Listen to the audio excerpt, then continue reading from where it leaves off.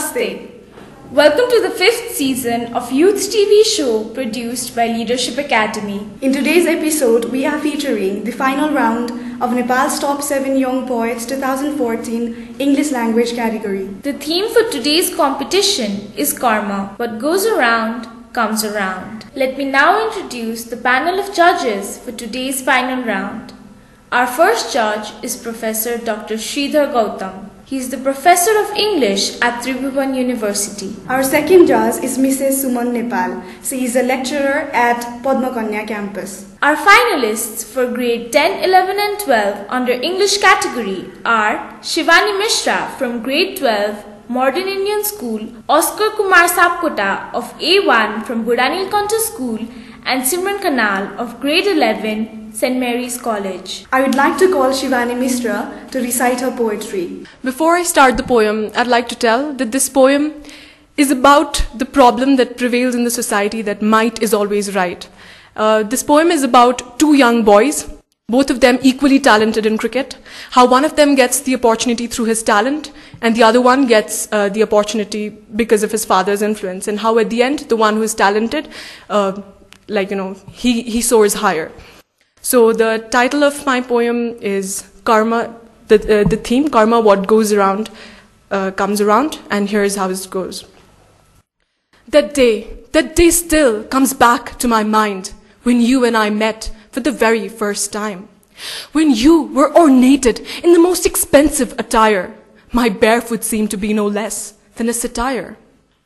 Back then we were boys, aged at 5. When you played cricket as a hobby, I played it in order to survive. You picked your cricketing skills from a high-end coaching treat, while I picked mine playing callously under the sun on the street. You had an expensive bat and a high-end English too, and it did help you, didn't it, when I was trying too hard to push my own bar. And years later, we did meet again. We met at the selection of the national cricket team. And while it may just have been a game for you, for me, it was my entire life perpetuated into one single dream. I was waiting outside under the scorching sun for my turn to come. And you were comfortably taken in without having to stand in the queue. All thanks to your father's aura. He made it all so easy for you. And as the time neared to enter the field, I felt the pangs of panic, but you were rather cool indeed, as if you already knew the result, that selected you were going to be. That glint in your eyes, that sly smile on your father's face, it screamed out the reality. And I did hear what you said about me in a rather mean way. Put someone else to bat. Take this poor kid away. But as fate has it, we did come in terms that day. I came in with an ordinary bat, but with an extraordinary self-belief. And you refused to bowl to me because you considered me not a part of your league? Why? Because I'm black, because I'm short, because I'm poor, because these shoes that I wear, they don't even belong to me? Because your life spells out happiness and mine spells grief? Really? You call me a poor kid, and I am, no wonder. That is why, even though I'm better than you, you were made the captain. I'm a poor kid. My life is destined to be led behind your back, even though that I know I'm better than you, that there is nothing that I lack. But karma has sharp nails. It doesn't let the wrong prevail. There's a heart inside this poor kid that is destined to win. There's a heart inside this poor kid that never gives in. And as karma has it, we had a new coach who appreciated my talent more than your father's approach. And yes, today, I am the captain of the very same team. And because of your indiscipline, you were nowhere to be seen. And yes, my friend, this is what I want to tell you, that you should be directed by this thought each day, that whatever you give to others, love or hate, that is the only thing that you're going to take away. Thank you. I would like to call Oscar Kumar Sapkota to recite his poetry. First of all, this poem is written from the prospect of a man who has performed a crime and is regretting for that. So the title of my poem is Murderer, and it goes like this. Palpitations strike my heart like torpedoes from the sky. Perspiration trickles down my forehead. Suffocation throttles me with its asphyxiating hands. Oh God, what am I to do? I know I have performed a hideous crime, but it was not deliberate. So why should I endure the pain that I no longer deserve? My head goes void, my legs go numb, and as I kneel before the serene sun, I kiss the earth, so silent, so kind, and do something that's out of my mind. Crowds gather around me to hear me say, I am a sinner, so let me pray. Please God, why is this happening to me? May my soul rest in peace. I feel weightless, my body goes free, and as I writhe in ecstasy,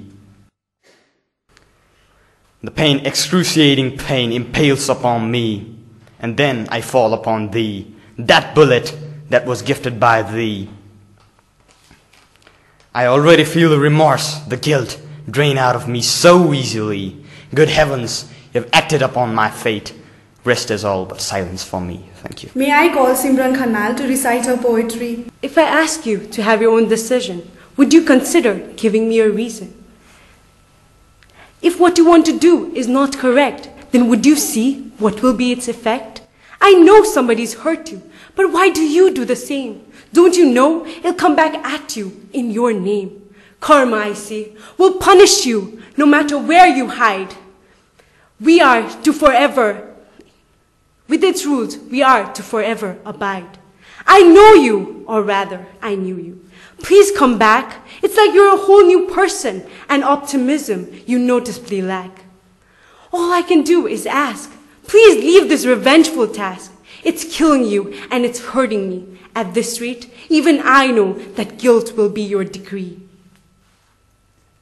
No coincidence, no mistake. All you're doing is keeping your life at stake. And I've grown weaker, and I know I can never be your seeker. You've lost path of the road we should have walked together. And now, karma's gonna get to you, and it'll feel like forever. It'll hurt more, I guess, but it'll be too late by the time you confess. I still want to try to bring you to what you were before. I would really like you to enter into my door and say that you understand and you'll never let go of my hand. If you do, I promise I'll accept any karma that'll appear. We'll face it together, even if it's to disappear. You know I'll never let you fall. In return, let me reach you. Stop growing obnoxiously tall. I want us to be happy again. I know trying to get rid of karma is actually insane, because it comes back to you no matter what you plan, maybe in other life if it's the end of your plan. Don't say I hadn't stopped you. Don't ask me anything unknowingly new. Don't act like a stranger. It'll only put you in danger. Trust karma. It'll get the person who had hurt you, and it'll never be undone. So please don't violate your peaceful mind. With that person, don't get your own karma to bind. Karma will write your story as someone who just failed the test for glory. Now there is nothing I can do. I guess karma will get me too. All I feel is that maybe if I tried a little more, I could have reversed the karma for sure. But I guess I lacked knowledge. I should have known when you rejected to act on my pledge. Now I can see that karma is taking you away. Your doings have brought you to the end of the day. It seems like you're fading, or rather, karma's made you disappearing. Karma's got me, as now I'll have to live. Without you, my life, I'll have to give. I don't know what I did in the past. That karma's got me at last. Maybe I'm getting punished. Maybe it's testing if my goodness has been finished. But then again, my reply would be a no. I am a good person, and I will always be, even if karma doesn't let me go. If there were any sins I committed to karma, all my tasks have been submitted. I shall accept for my doings, be it good or bad.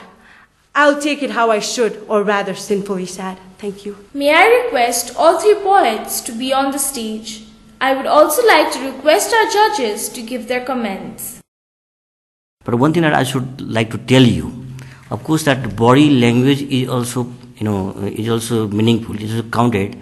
But in all of you, in three, I found, more than needed, you have used your body language. And that makes, sometimes you come a bit artificial.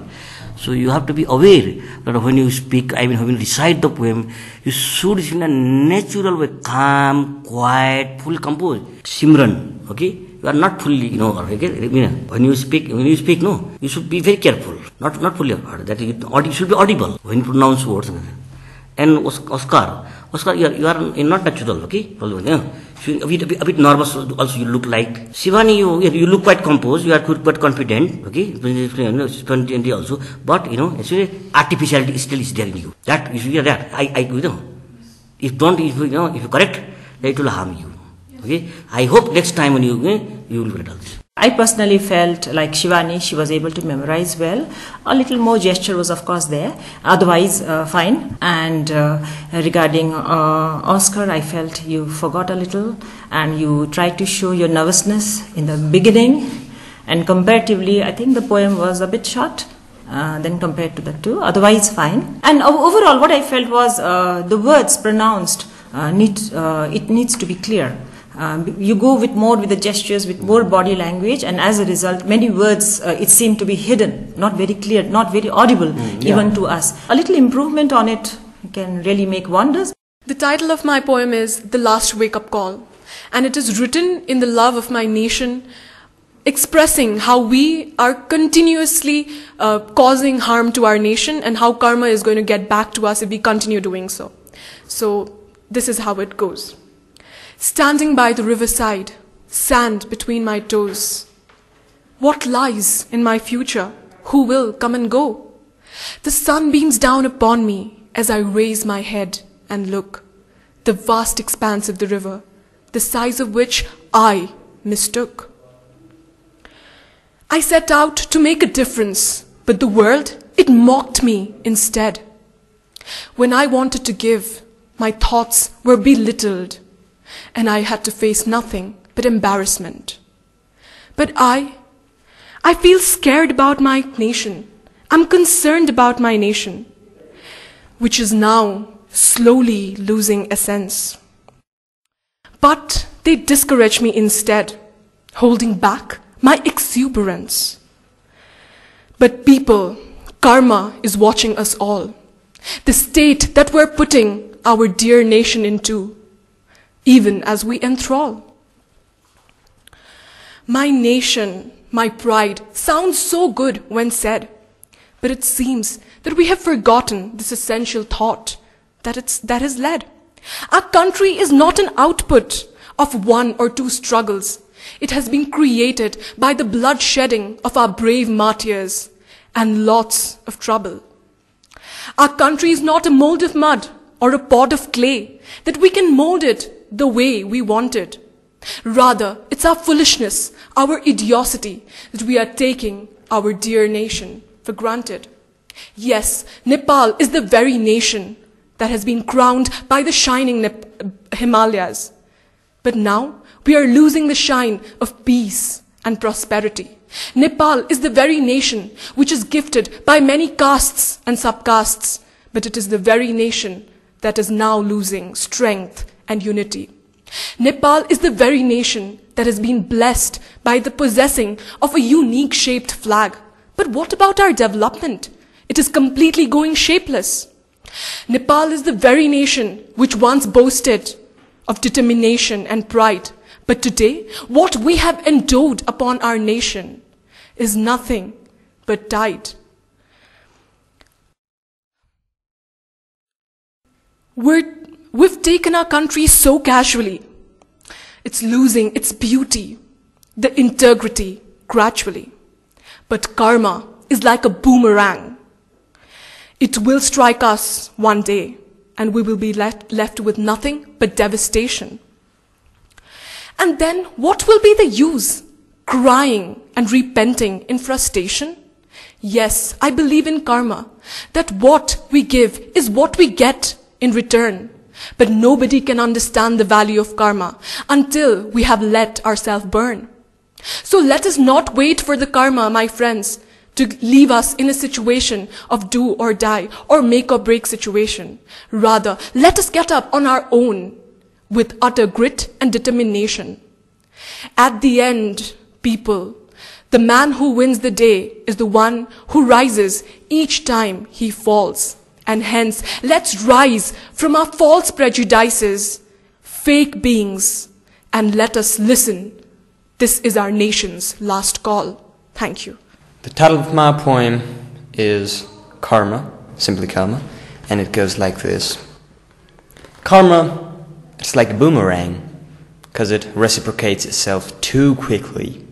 Sometimes it's like a supreme judge, because it vindicates life so easily. The ruler of eternal time, who entwines the jigsaw destiny of mankind, who pacifies the unabated fate itself, Karma, the ruler of eternal time. The staircase that leads to heaven itself, or plummets down to the depths of hell. An executioner that bludgeons smell like a harp seal, or a teacher replete with eloquence. We mold our fate ourselves, no matter what the others do. We withstand our karmas by ourselves, no matter if it goes peekaboo. Karma is like an avalanche for those who have the past to cast. And yes, it's like an elixir for an immaculate heart free from all misdeeds. So it's ultimately us who mold our future, who invite an avalanche or gift us by an elixir. First, it's us who mold our fate, which comes around as it goes around. Thank you. My title is Life's a Boomerang. People say there are many obstacles ahead of us. We can overcome them just fine if we don't rush. Karma lies according to people and their desires. And all those facts again results in karma, which eventually backfires. Being happy and sad are all part of human behavior. Karma can be a murderer as well as a savior. It's just that karma is an experience. It creates memories and we become its audience. Life's a boomerang. On its rotation, we'll have to hang. Otherwise, karma will hit us bad and it'll only make us more mad. People never stop doing something. They can't because it's their human characteristics as a human being. So karma keeps on happening and people never stop complaining. Our work is a boomerang of doings. One's bad deeds results in their own ruins. Our good deeds, whereas, results in having us the heavens pass. Karma is the axis where we rotate. We both are actually connected to each other's fate. It just follows us according to our movements, and it'll give us shock or surprise according to our improvements. It can trap us and have us to its kingship. Or we can surrender to good and gain its friendship. Because it's the only way to get an honorable life. If we don't, it's suicide rather than sacrifice. Karma is a way for us to live our lifespan. It's just a reaction, not something that can make a plan. And it's a boomerang which goes around and comes back around. We can never reach it, but by it will always be found. There is nothing unexpected. Good deeds are always respected. In everybody karma lies. The virtue of good people never dies. I've seen people doing good deeds. Happiness is where their karma leads. I've seen bad people who are unfaithful. Their life becomes worthless and they become hateful. Problems or success are all the results of our own actions. According to our karma, we'll get the boomerang reactions. It'll be something you had done before. The difference will only be that the action will no longer be yours. It's kind of like a recycling process, but with karma and people, of course, it goes on, and it cannot be stopped by any force. It's a rule that cannot be undone. There's no future our past karma can't turn.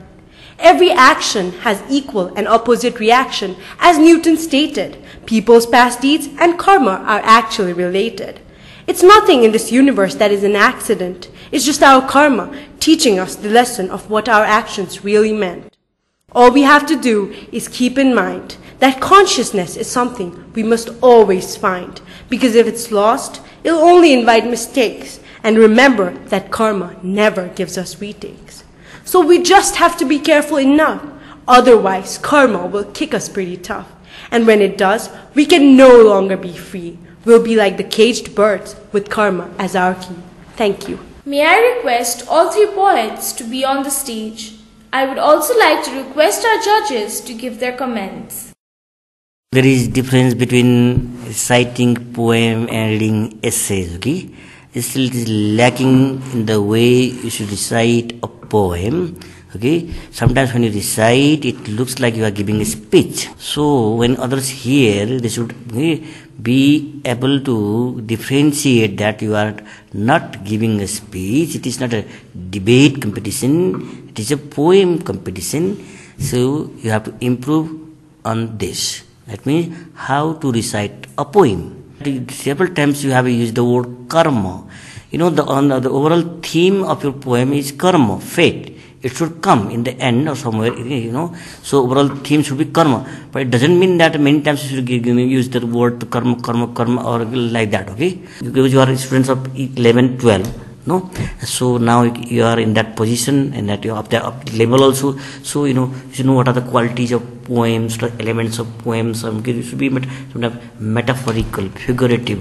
Okay, sometimes using symbols, allegories, images in the poems. Okay, and those reflect the meaning. Okay, sometimes in an implied way in poem, not like in prose. Okay, in implied way you are saying something in metaphorical way. You give metaphorical meaning also. That is the difference between prose and poem. So you need to know what are the I should say tool or elements of poems. Thank you. I have to take individually. I would say Shivani Mishra. This time more controlled and a more controlled movement. I would say, of course, you have very good accent. No problem with that, and much better. I think you really have a commanding voice also. In some way it works also. I think you'll be a very good orator also because you have a very good voice, and this time you are much better. Regarding Oscar, of course, better than before. This time you look more confident because in the first attempt I could see you being more nervous, at least in the beginning, but now much better. More clarity of language, that's what I saw. And poem also, yes, you were able to recite well with good intonations and good gestures. Yes, congratulations to that. And regarding Simran, of course, even now I would say much better. One thing I felt a little less is your body language, because you just went on reciting. We said about a little control in the body movement, but I think that really made you stop everything. So you just went with the poem alone, with no intonations or with no gestures. A slight body movement, intonation, stresses are needed in a poem that adds beauty to the poem. Otherwise, good. Thank you. While the judges are finalizing their marks, I request all the participants to come up to the stage.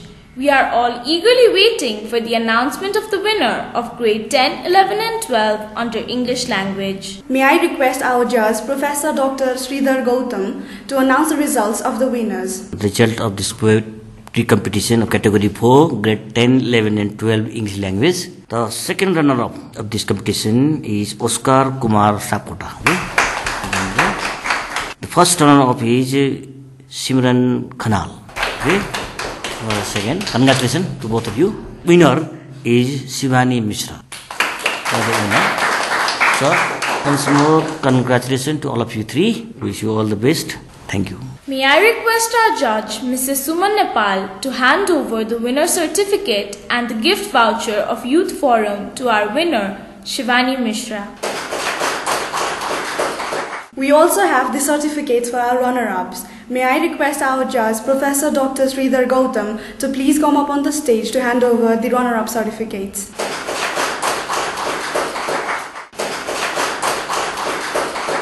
We've come to the end of today's episode. You can call our office at 980-20-32195 or send us an email at leadershipacademyktm@gmail.com. We will be back next week with another episode of Youth TV Show. Until then, have a nice week. Namaste.